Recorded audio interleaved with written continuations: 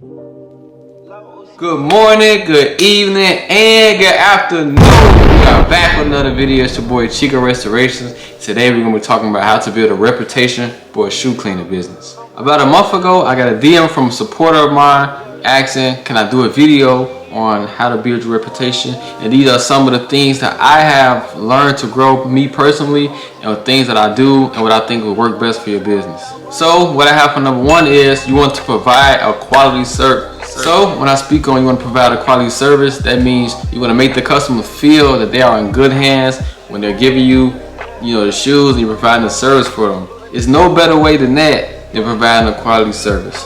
So when I say providing a quality service, we're communicating, we're talking, we're talking about the shoe, you're going over the shoe design, you're asking them what they need work with, what it is that, is anything extra they want to do. And overall, this exchange of information, you're finding out what is the best qualities so you can put it into their shoe. You want to make them feel comfortable so they know that, you know what you're talking about and they trust you. So trust is the biggest thing, and providing that quality service, you will gain trust, which means you gain trust in one person, they can tell somebody else, or they always gonna come back. You providing a quality service, so they're gonna always come back to you. So you done good on their shoe this time, they're gonna bring back the second time. If you don't do the shoe this time, they may not come back and they may not tell nobody else about your business. Be transparent. I'm gonna say it again. Be transparent.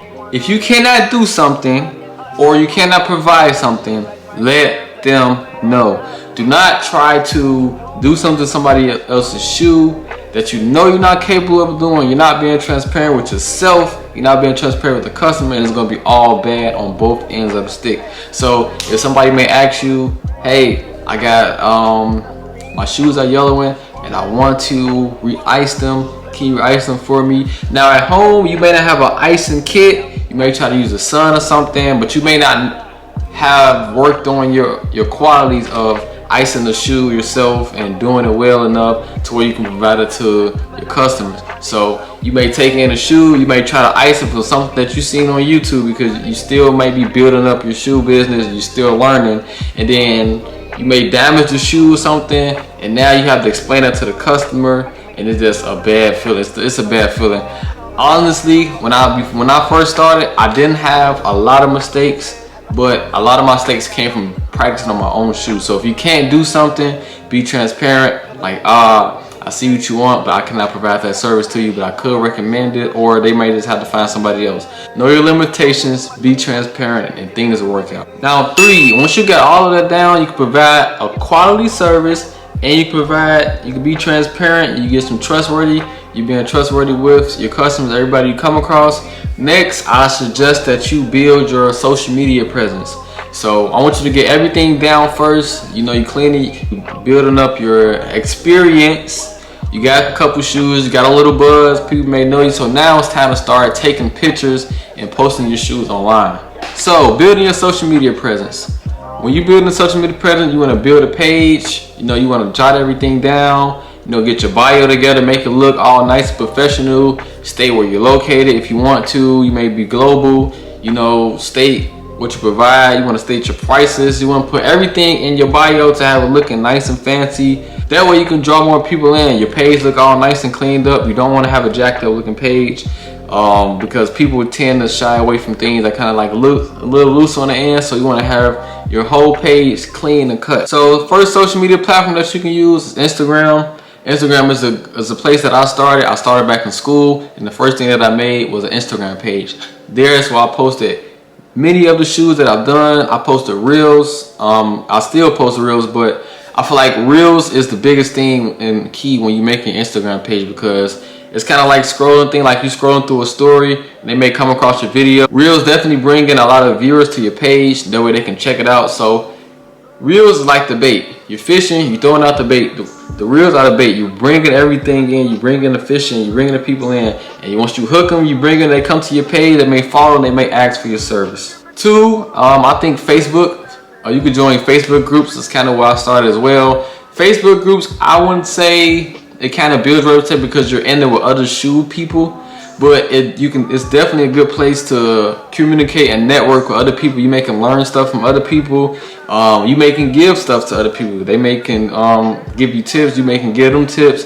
But overall, it's a big community. Join the community, getting your face out there, getting your business out there. They may see your work, and sometimes some shoe people, they may recommend you when they can't provide something. When I spoke on when you can't provide a service earlier, you may know somebody in the group that can provide the service. You can lead somebody to them, and you can like jot them up like, hey, I got this guy, he would need this done to shoes. I couldn't do it personally, but I've seen your work and I think you will be the guy for the job. And then they may come back later on, they may do the same thing for you. So joining those Facebook groups, you know, those communities, you talking, you building, you networking, they can kind of spread your business as well. Now, TikTok is kind of tricky when you first starting, but you just have to keep building on so you can find your algorithm. I just say TikTok because you got a lot of, y'all know how broad and bright TikTok is. You can pretty much put anything on there, provide your service on there, and it's kind of like free marketing because once you get on the trend, you make a good video, you put a quality video out, your numbers go up, you get a lot of views, and also you can link your Instagram to your TikTok in your bio. So that's just like two things working together. You got Instagram Reels and you got TikToks working together. Now you're building up and you're building more of your social media presence. And last but not least, the platform that you're watching this on, YouTube. YouTube Shorts are just as good as TikTok. I mean, because one, not only can they just see your work, but they can also subscribe to you, and there is another platform where you can eventually post videos and show your work.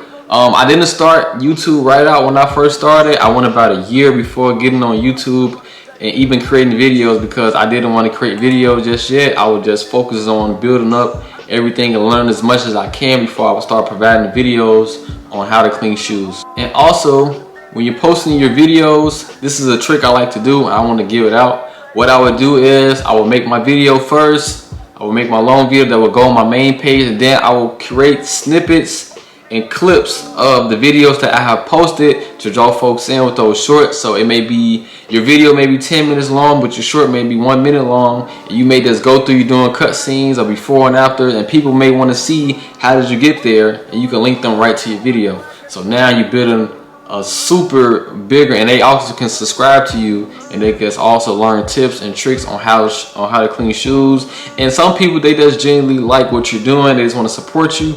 So that is another platform to where how you can build your social media presence. And last but not least, I want to say, get involved with your community. Don't just treat them as if like they're just regular, you know, it's regular. Like, you want to be very interactive with your community because they are the ones supporting you. They're the ones pushing you forward. You know, they are the ones ultimately spreading your business, building your social media presence. So without your community, you are nothing. So that means like replying to your reviews, you know, you're in the comments with them, they asking any questions like, hey, like I get asked all the time, what kind of product do you use? I may leave it out, and it may be in the video, but I still take the time out and I reply to them and I let them know, hey, this is what I use. Or they may ask you about something that you may have missed in your video, and they want to know. Like, I get a lot of time when I tell folks that I'm going to go rinse my shoes off, they wonder like what temperature of the water that I'm rinsing the water in. Like, what am I doing when I'm rinsing it? Am I rinsing it in the sink? Am I rinsing it in the washing machine? They want to know, so I'll provide that information for them. I'm getting involved with them. That way they don't just think like, you know, you just want to reel them in. They don't think they want to be talking to a wall. They really coming to you to get information because they clicked on your video, they clicked on your page, they coming to check you out, they coming to see, they coming to get tips. So you want to be real interactive with your community because without your community, you are nothing. And that'll wrap it up for this video today. Make sure you like, comment, and subscribe for more tips and tricks on shoes. I love you all. Thanks for coming this far. We are almost at 1,000 subscribers. I repeat, we are almost at 1,000 subscribers. If you was here when I started and I used to count up my days, and I said I was at 30, we was trying to get to 50. We was at 50, we was trying to get to 60, and so on and so forth. I appreciate y'all. We almost there. We're going to keep continuing to grow and moving forward. Peace and love. Hug somebody. Tell them you love them.